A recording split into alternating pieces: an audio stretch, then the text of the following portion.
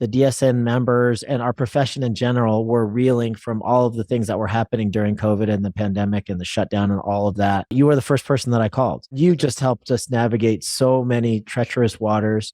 It kind of shows the resilience of our profession and humans in general, that now we look back and we're like, that was not that big of a deal. And that was a long, long time ago, because we have amnesia when it comes to bad news, I think. It's fantastic. I think we have amnesia when it comes to good news too. I mean, I used to do a bunch of barbecue contests, and I bring this up just about the amnesia thing, Mark. I do these contests and you prep for it like you're competing. You're in with all these other people. You spend all this time, you hone your recipes, you kind of get all hyped up and ready to go. And it's just exhausting, especially if it's not something you do for a living. Yeah. And I always say, well, I'll never do that again. And then, the next year I'm like, I'm in. So we're good at forgetting things, we humans. Yeah. Well, the human species can thank amnesia for the pain of childbirth. Yes. For the propagation of our species. Yeah, right? Exactly. If it was up to you and me to make that happen, we would remember not to do that a second time. Oh my God. Sure. Yeah. So true. I think our organizations parallel in a lot of different ways. They do. A lot of word of mouth and member referrals and community and reputation in order to grow our organizations. I mean, I look at your footprint in the area that you've chosen to specialize in, and 3,000 offices is just a gigantic footprint. It is. It's a huge footprint. It's a lot to be responsible for, but it also is a testament to your reputation. I've never heard anybody say a bad word about you guys, and I listen to a lot of people talk. Sometimes good things happen to good people, and I appreciate that.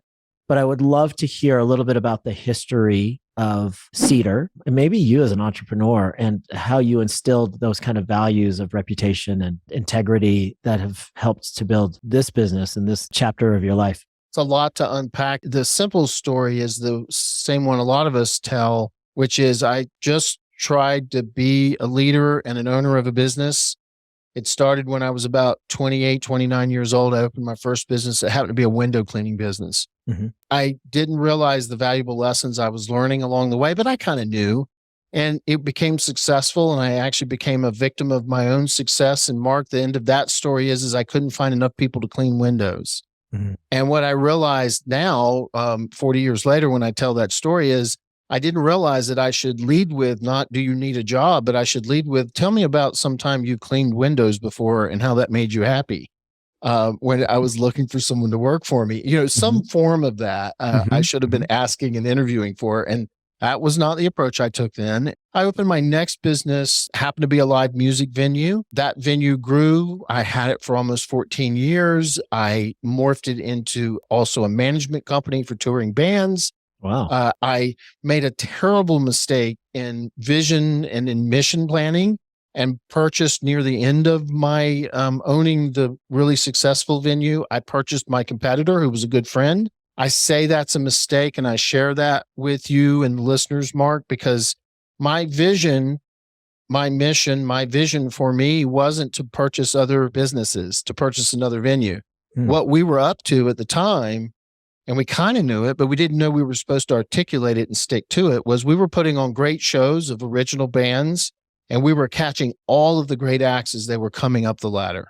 So all those big touring acts, Dave Matthews, Widespread Panic, Fish, Humphreys McGee, all these great bands. Wow. We were the little venue when they were still little and they were growing. They were stopping in and they were playing with us. That's what we were up to. And the moment I departed from that and thought that I could go save that other business and that I was in the business of buying another venue, I began to fail. And in the middle of all that, I ended up with as many as 60 employees.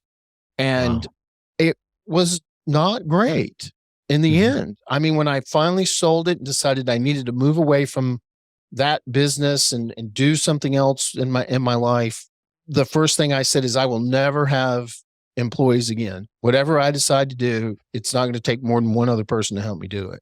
Mm-hmm. And now I have 40. The amnesia kicked in. Exactly right. Good point, Mark. Thanks for bringing that back up. But yeah, that's exactly what happened. The amnesia kicked in, and again, we grew a little bit at a time.